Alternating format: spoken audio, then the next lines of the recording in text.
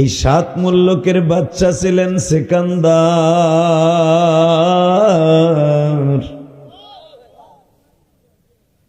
এই সিকান্দার লোকটা বাবা পশ্চিম থেকে পূর্ব, উত্তর থেকে দক্ষিণ এই সারা দুনিয়া সফর করার পরে বাজান রে, ওনার হায়াতে জিন্দেগি যেদিন শেষ হয়ে যায়, আজরাইল ওনার মসজিদের সামনে,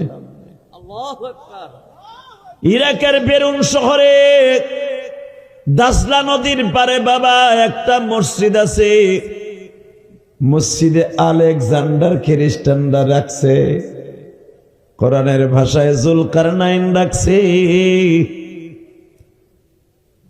এই মসজিদের পাশেই ঘুমিয়েছি আপনার আমার সেই মহানায়ক